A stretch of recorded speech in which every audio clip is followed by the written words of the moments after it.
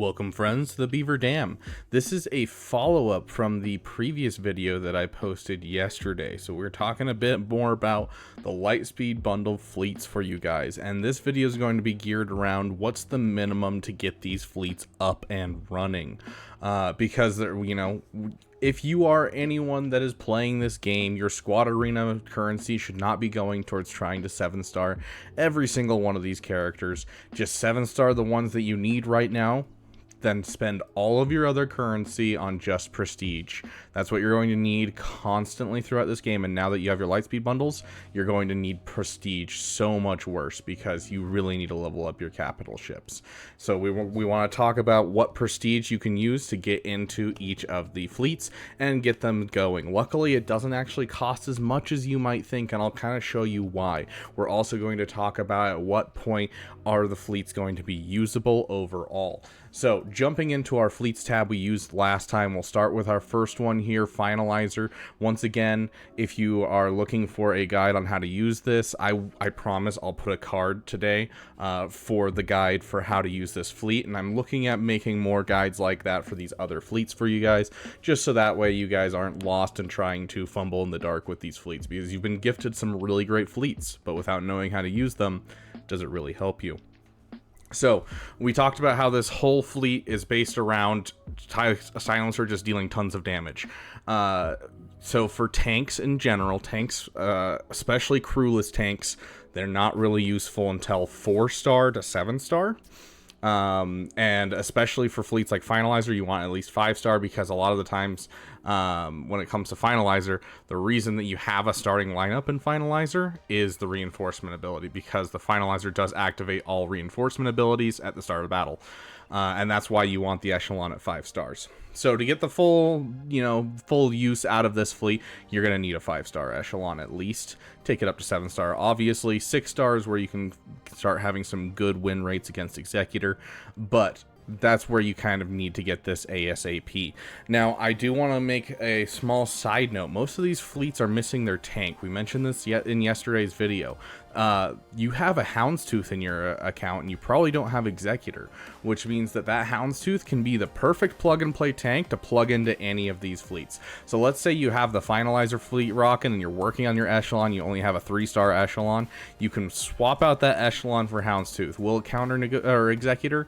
Not really, because it's missing the key parts that make it counter Executor, which is the echelon, but it'll still be an excellent fleet for you. And so whichever tank that you're missing in any of these fleets, you can plug it in, which is super nice. So we will go over a couple ships that are good at lower stars as well, so don't worry, but Houndstooth is your best plug and play to throw wherever you're missing a tank. As for the capital ship, to get this fleet going, and for most of these fleets, this is the ability that's important. The passive ability is what really gives you a whole bunch of oomph to the team, and so it's usually the one that you want to spend your prestige on. So if you only have enough prestige to get this ability done, just get this ability done. You can see here on this one, we have a whole bunch of max health recovery, which the health recovery is so critical in this fleet, as well as some speed. Speed's also super critical for getting out there in front of the Executor and getting that play forward. So please get this up. I would say 7 bare minimum, but if you can bring it to 8, that's great. Obviously bring it up as high as you can. Luckily, these ones aren't gate kept behind the star level of the ship, so make sure you just push them all the way. Whereas the actual abilities usually are gate kept beyond the ship. And I'm going to take a second and kind of show you guys how to just take a look at these and kind of be like, oh, I understand how to decide, oh, is this one important or is this one important? So the whole point of this fleet is to get Tyler Silencer just to fling as much damage as possible. And so with this ability, that calling a first order ally to assist, it's very important. These minus 5% damage penalties are very nice. So if you can get those and the minus 15%, super good. You can see here, I haven't even bothered to finish these abilities because honestly, I almost never use them when I'm using this fleet. And so you can cut out these abilities almost entirely. Like, all you're getting is basically extra damage until you hit the very end. And then this final ability, you don't necessarily need to level up. Finalizer is really nice. You really only need the basic leveled up and the passive leveled up. This one is super nice because the defense penetration and offense up give TIE Silencer some super big boosts to hit power, so don't sleep on it. But like the 15% damage and all that, that's just subpar. It's not really what we're looking for because TIE Silencer is the damage dealer in this fleet. So jumping into our next one, I don't want to take too much time in our fleets. This one, a comeuppance of any star level is going to do excellent things for you because it's basically just coming in to boost the damage of the Falcon. And so it's just supposed to be a Falcon bomb. And so you could plug in Houndstooth into this fleet and just have this in the lineup and then save her AoE. Then your 3-4 star comeuppance, whatever the base level is that you can unlock it at, you bring that in, and then she just AoEs and wipes the field. That's basically how the fleet works, and so you don't technically need a high star comeuppance. 5-star is usually where you start to see some good use out of the Star Fortress. I got some use out of it at 4-star, but it still dies off a little too easily. Going into the Raddus, once again, the extra damage, at least get to level 7 on this one. The extra damage is super nice. The level 8 keeps your fleet alive, and so the level 8 is kind of important. So if you can afford the level 8, do it. But if you can just afford the level 7, I don't mind you going only for the level 7.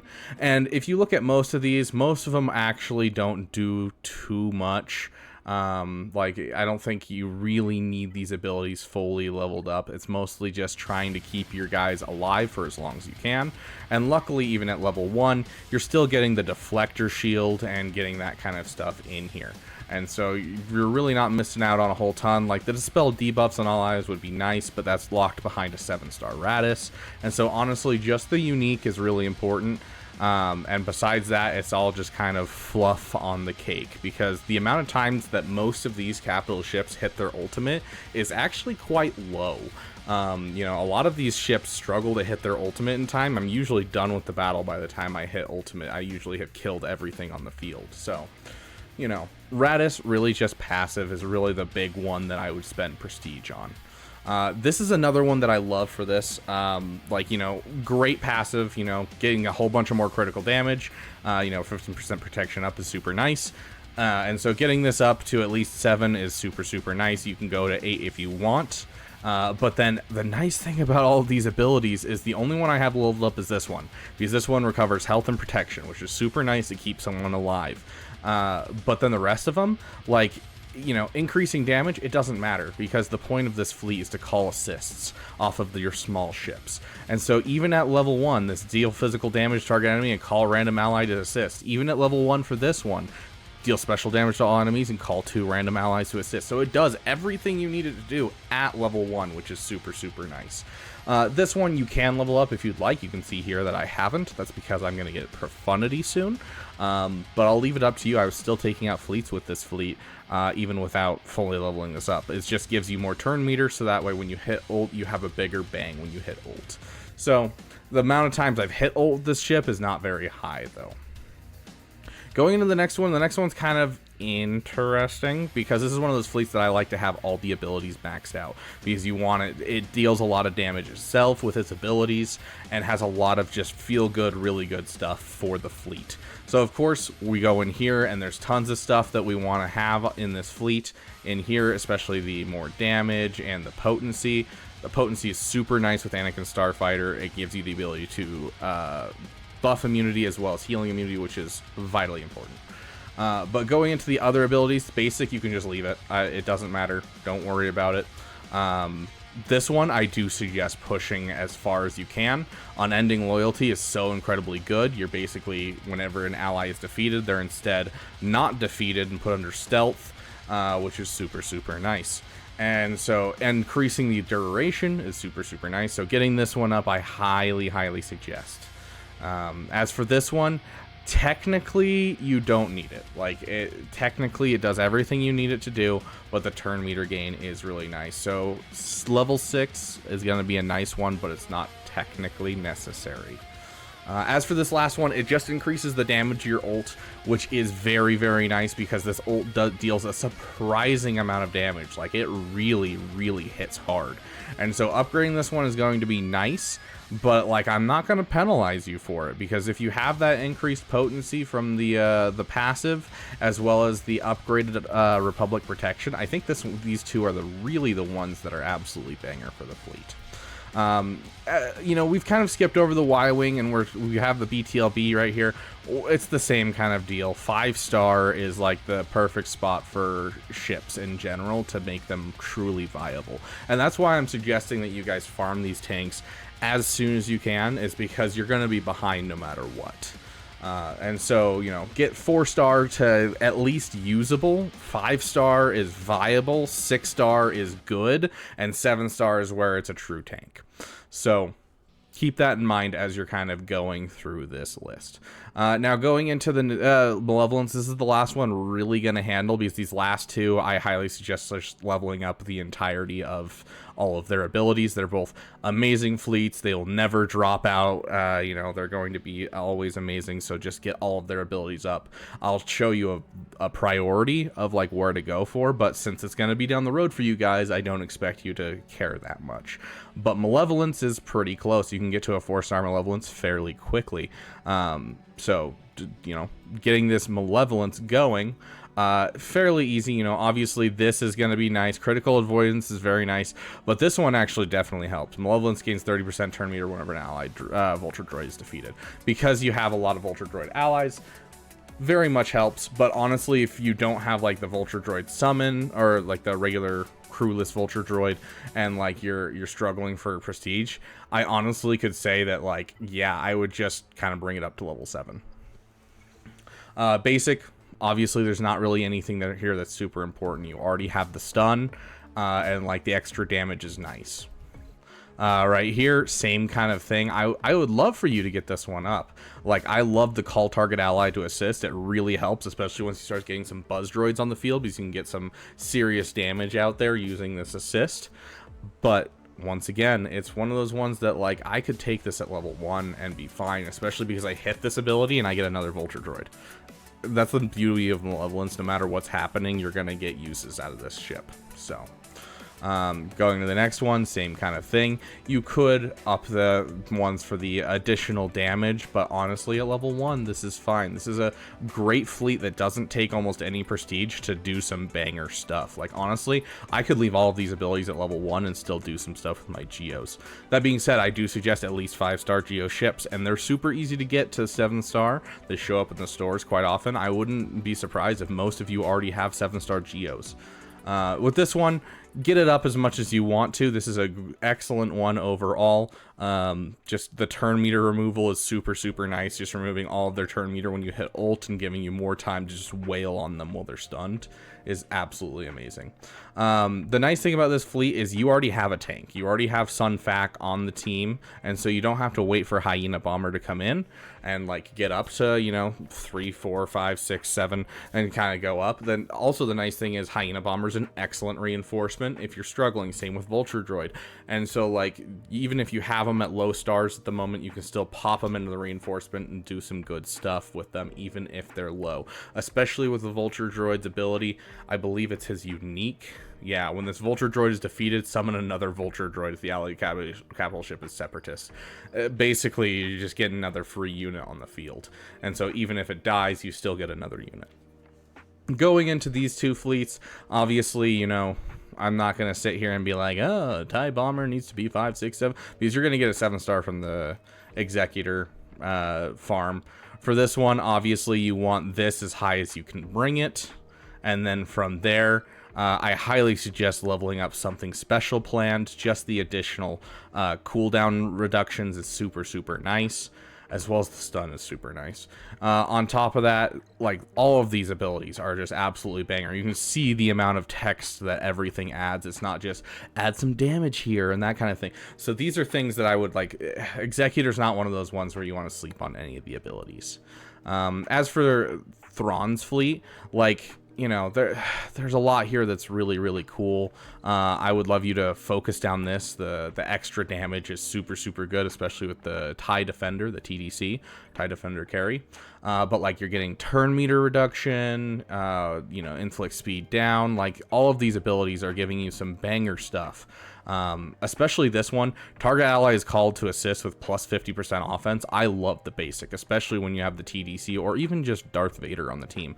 So don't sleep on that either. And of course, unlike most people, his unique is not his one you can immediately do. It's actually this one. And so this one's one of those ones where I'm like, I'm actually not as worried about you getting this one leveled up. But all his other abilities, super, super banger. So hopefully that helps you guys kind of set up your farm, set up what you want to do. You want to focus on these like one at a time. And so if you're looking for like an easy one to get into, you can always go for the Rebel fleet and get the Y-Wing first, because getting this fleet going doesn't cost a lot of prestige. You just have that and then maybe this if you want to, and then you can do some absolutely amazing things with the fleet.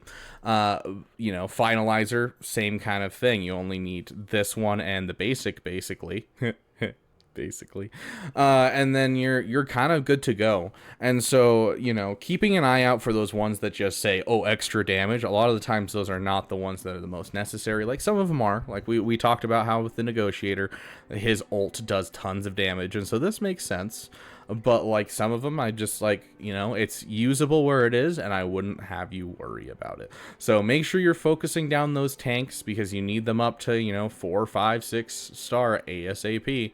But you have Houndstooth to plug into a fleet. So if you want to like focus down one where you're double refreshing on one, and you're just like, oh yeah, I'm going to double refresh on Enchilada, the TIE Echelon, right here for the Finalizer. And so that way I have an Executor counter. And then that means I can move the Houndstooth over to my Rebel fleet. And then I can, you know, be working on my Y-Wing. It's not so good. But then once I finish my Echelon, then I can move those refreshes over to the Y-Wing. And I finish the Y-Wing quicker, get it up to like 5 stars, and then I could move the Houndstooth into the Raddus fleet right here.